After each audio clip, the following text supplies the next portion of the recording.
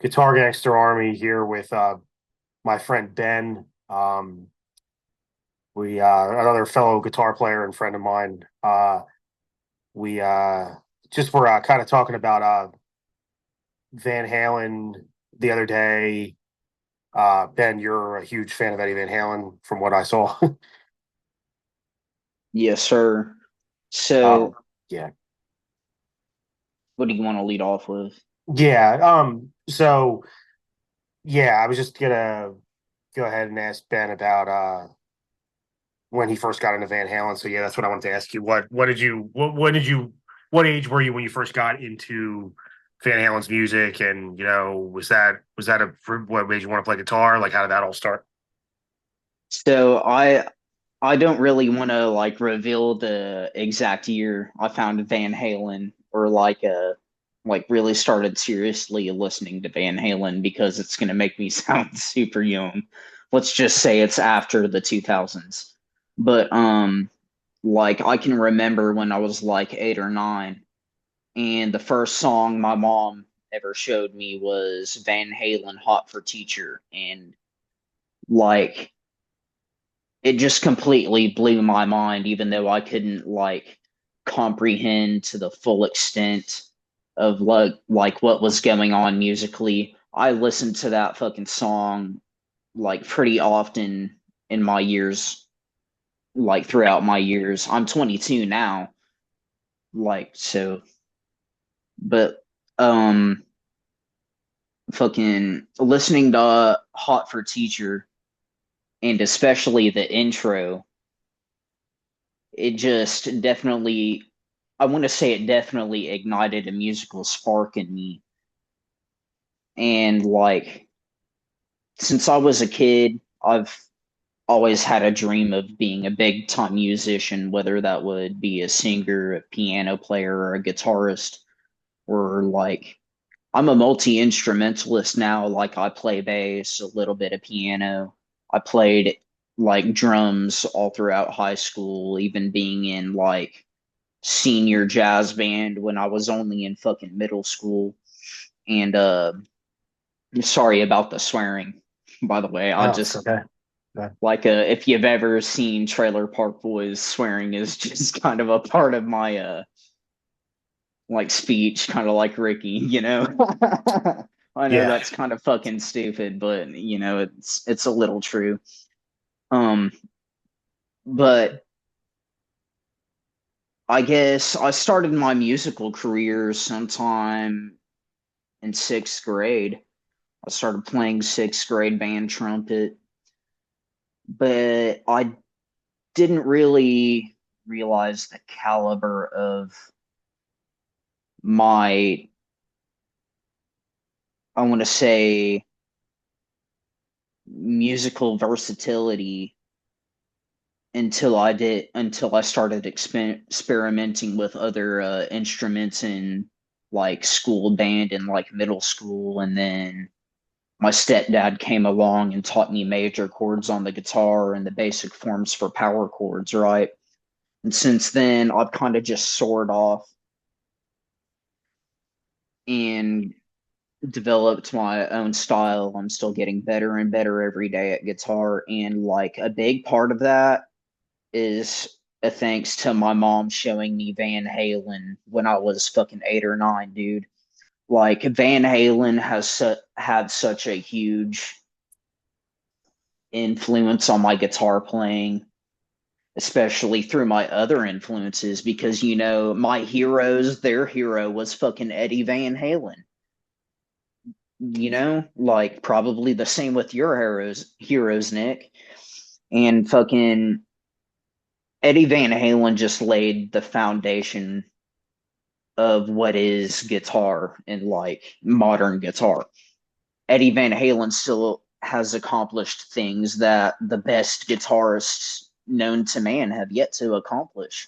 Like technically on the guitar, it's crazy. The Mean Streets intro, for example, it's nobody can fucking replicate that. Joe Satriani in recent videos has tried to replicate that, and he fucking can't. Like he plays it to the best of his ability, but it sounds like shit compared to Eddie, you know? And Yeah. like, I'm sorry, what did you want to say? I was just gonna say that well, that footage you're thinking of was when he first started working on it. I haven't seen any live footage of that tour really. So I don't know. I'm sure Same, he's same. got better at it, but actually there are a few guys that have replicated it really well. But I mean, that's the thing is the originality of that's so was so crazy for its time. And a lot of there are some, I don't know Definitely. if you've seen really good covers of it. I've seen a couple guys really nail it. And Mhm. I can't Yeah. I learned it a long time ago, but I can't play it 100%. Maybe some other time I can show you. It's not easy, but it's replicating. There are some guys that can do it, but the originality of that, like that's the thing that made AVH so good was how original he was and the stuff he wrote. Yeah, that's for sure. But yeah, anything else you were thinking of about EVH though? Um, well, I was just thinking like Eddie Van Halen had such a influence on the guitarists that I would consider my heroes, especially fucking Dimebag Darrell.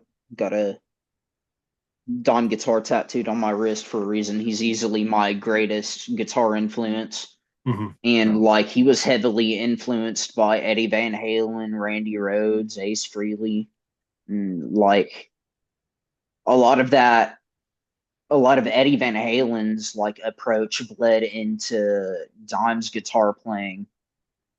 And like since I've learned to play Pantera riffs since I was about 13, like I started delving into Eddie Van Halen's kind of riffs, and just it just showed me a whole new range of versatility and understanding with the guitar. It was a huge turning point in learning the guitar, actually sitting down and learning some Van Halen stuff, you know.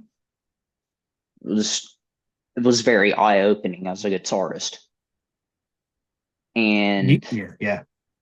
it's just like Eddie Van Halen died just a few days after my 18th birthday, and I cried so hard that you would have thought I personally knew the man, and I didn't.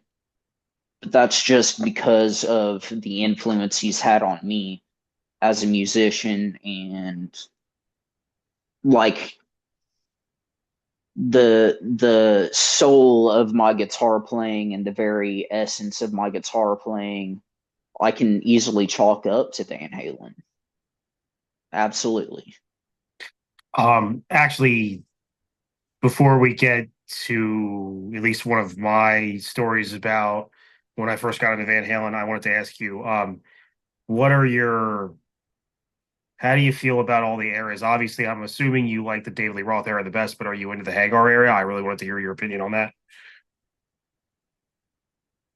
You know what? I've only really ever listened to the fuck the der. Um, I haven't really listened to Sagar so much as I'm drawing a fucking blank. Fuck me. David Lee Roth. Der. I haven't. I've listened to David Lee Roth's stuff more, but at the same time, I recognize, like, I've seen all of the videos of David Lee Roth talking shit and stuff on the 80s media and whatever.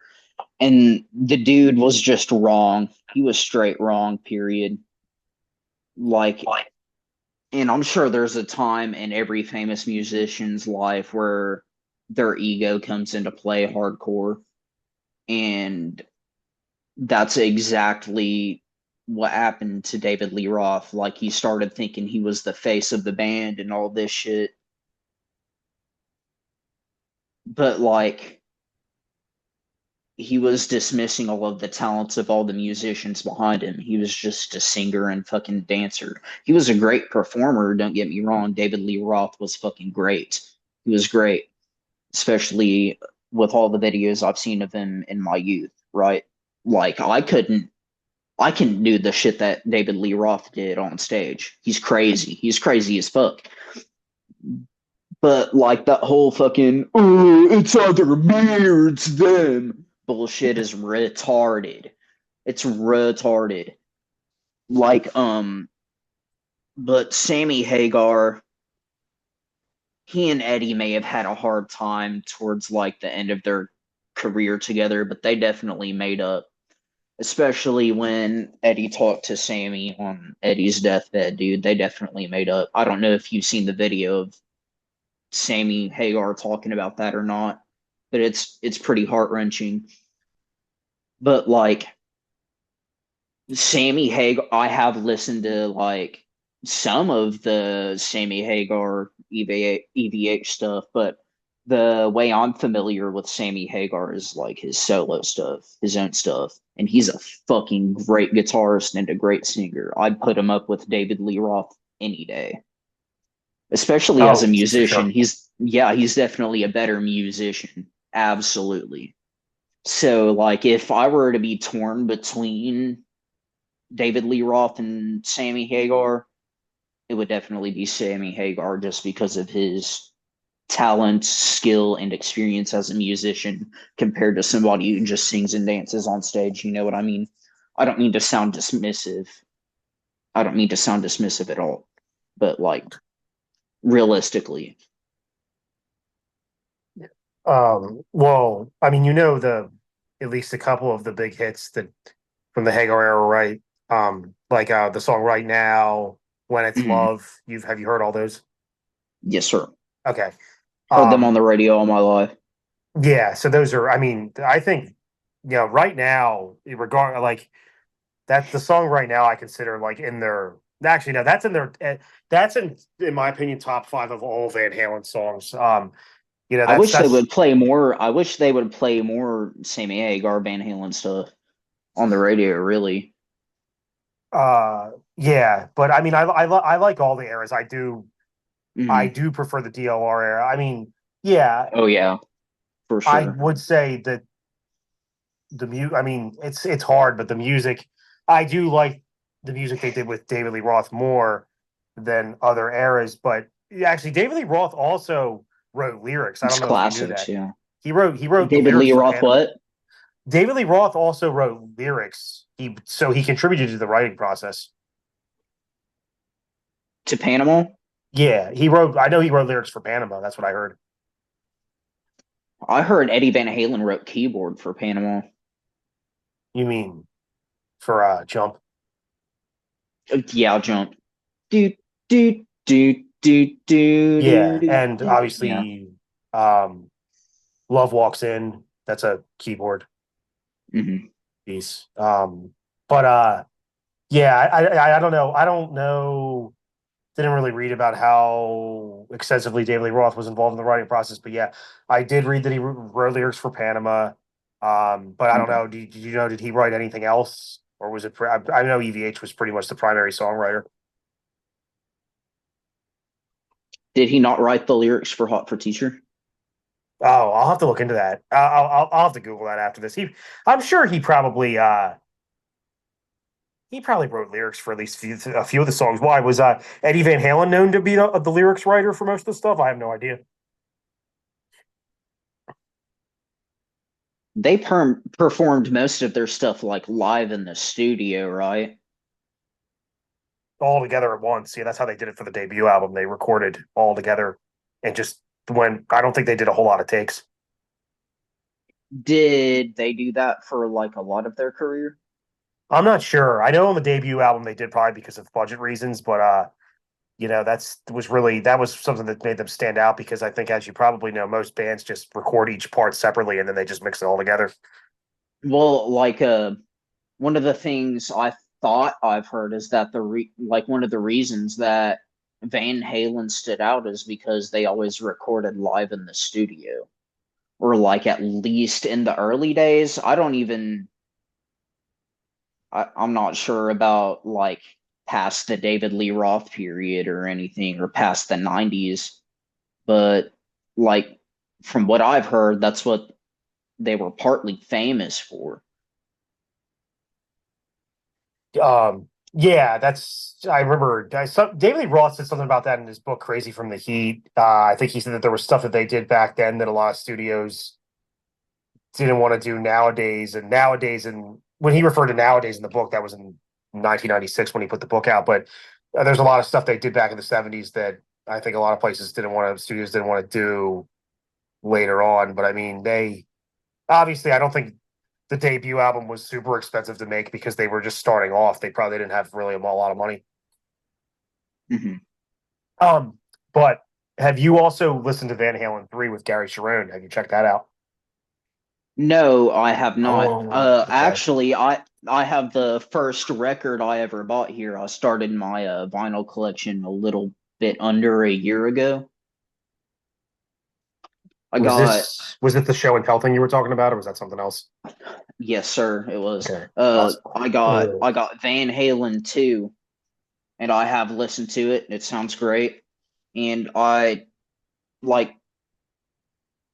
I got it solely because here's the record here. It's just a Walmart record. It's nothing special. It's the first one I've ever bought, so bear with me. Nice. But I got it solely because I don't know how well you can see it, but the black and yellow Bumblebee Eddie Van guitar that Eddie Van Halen is holding right on this cover here is the exact guitar that Dimebag Darrell was buried with. That's Like right. That's right. Yep. Eddie showed up to Dimebag Darrell's funeral and said an original deserves to be buried with an original, so he buried him with the original EVH Bumblebee strap. And That's crazy. this is the first record I've ever owned. I'm very proud of it.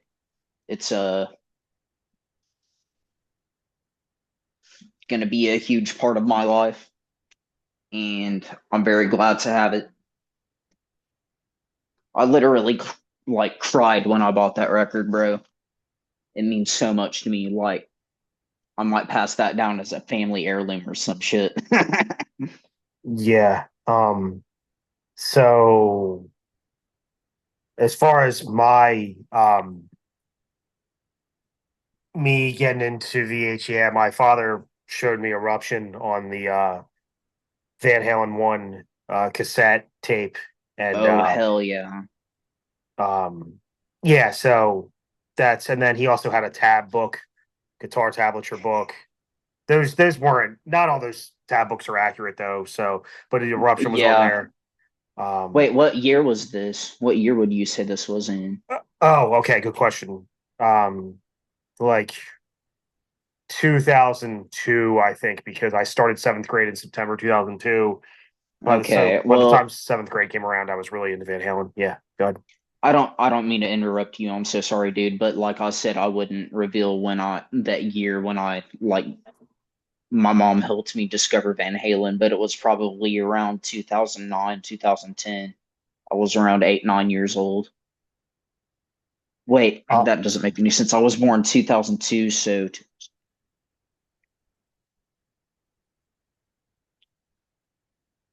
8, 7, 8, 2009, 2010. yeah, I So was it's right. 7. Okay.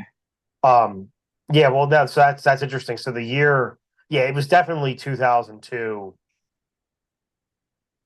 Maybe it was 2000. Actually, no, because I was wait, no, I started sixth grade in September 2001.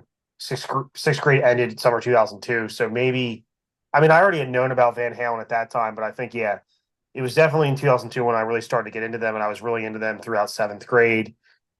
And that was seventh grade was when I turned 13. So I turned 13 um, not too long after seventh grade started, because seventh grade started in September 2002. So that I got into Van Halen the year you were born. That was when I really got into them. So that's a funny way to look at it. Hell yeah. That's fucking awesome, And actually.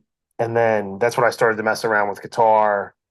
I used to do the tremolo picking. The part in Eruption when he picks really fast. Da, da, da, da, da, Hmm. da, da. Yeah. That's what made me want to start doing the tremolo picking. And I sat there with my father's acoustic and a thin guitar pick. Those thin picks that are bendable. Yeah, and not a very good pick for tremolo picking, but that's the one I ended up using. And I sat there for hours just going like I like to use Gator Grip Jazz threes myself. that for hours, like do it Mm. until I was finally able to go. Yeah, I did. Yeah, I Uh, understand. that Oh, that was tremolo pick. yeah yeah. I was gonna say Trem. that blew my mind watching footage Mm. of Eddie Van Halen do the tremolo picking. That was like watching something from like another world with him going because it's like it was so crazy. It was so hard to. I couldn't do it back then. I thought, how the hell does he do that? He holds the pick so fucking weird too. It's like it's crazy. Just yeah, he just he before we wrap up here, he didn't ever I don't think he ever took regular guitar lessons. He took piano lessons, but he never learned how to read music. He just watched his teacher's fingers and then memorized it by ear and by watching it. He never actually read the music for piano. I don't know if you knew that. Really? Yeah, he tricked the teacher. The teacher thought he was reading the music, but he said no. I just remembered where he put his fingers, and because that's the thing, he was always really good with his ear. He was never a music theory guy. Man, I've never really like delved into how Eddie got into the guitar either. I think that would be something to look into. There is a story behind that about how Alex Van Halen first started playing guitar. I guess you haven't heard this one. He started with the guitar, his brother Alex did, and then Eddie Van Halen started with drums, and then he said, and then I guess Alex started playing Eddie's drum set when Eddie was out delivering papers. He was a paper boy, and then Mhm. according to an article, Ed said to his brother, "Fuck you, I'll play your fucking guitar," because Alex started playing the drums, Ed's drum set, while Ed was out working. So they switched. It's a good thing they switched. Yeah, it is. I Fuck can't yeah, it imagine that. is. I can't imagine what would happen if they didn't like. They probably wouldn't have became who they became if Alex stuck with guitar and Ed stuck with drums. And well, Alex is a fucking legendary drummer That's a too. whole other thing. He's Yeah, he's pulled off some crazy shit. He's crazy as a drummer. yeah. He's one of the best ever, in my opinion. For But sure. If you can keep up with Eddie, definitely. yeah, I mean, they just them with Michael Anthony. Just I don't know if you've actually tried to listen to like isolated drum tracks of Alex Van Halen's work. It's so good. Mm, Just listening to just the drums, it's pretty interesting if you just listen to the drum track. I will. Yes. Yeah.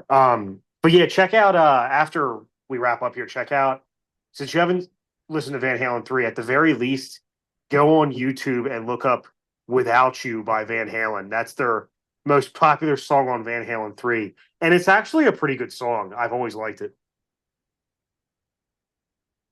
We'll Without probably You. check out the I'll probably check out the whole Van Halen 3 album because like I listened by the album. Yeah. It's good. It's not their best, but a lot of people gave it shit because it was different because the songs are longer. One of the songs goes to 8 minutes, and a lot of the people that only like the DLR era ridiculed the longer songs because Van Halen was a party band in their early years, and people like were used to like 3 4 minute songs. But there are I don't know. Bro, Have you heard this isn't I listen to so much fucking Black Sabbath, it's insane. Like I can deal with like a 7 minute, 10 minute, 12 minute song, no problem.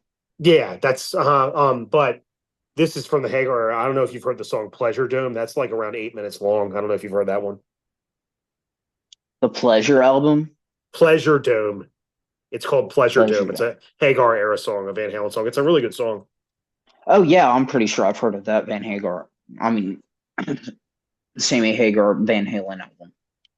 It's off now. Pretty. I think it's off the Fuck album, the For Unlawful Carnal Knowledge. I can't remember now, but yeah, Pleasure Dome though. It's good. It's got that cool intro, and I think it's one of most Eddie's most technical solos. It sounds pretty hard to play.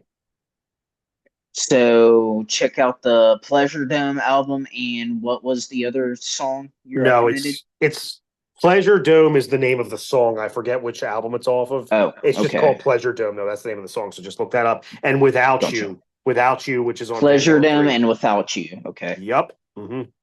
But yeah, gonna wrap up here. Gotta got a ton of stuff to do right after this. So yeah, well, there you go, guys. We just wanted to talk about Van Halen for a little bit. That's Ben is a younger generation, so it's cool to see that he's keeping Eddie's music alive, even though Eddie is no longer with us, unfortunately. So, Of course. Eddie Van Halen music is timeless, even though they don't play anymore and they're not together anymore. They still will always live on in our hearts. Hmm. But all right, so wrapping up here. Awesome talking to you, Ben. And yeah, have a good night, everyone. All right. All right. Thanks for thanks for rambling on and on with me, Nick. It's nice talking to you. No problem, dude. Or See listen ya. to me ramble on. Yeah. Ramble on. Led Zeppelin. All right. See ya. See you.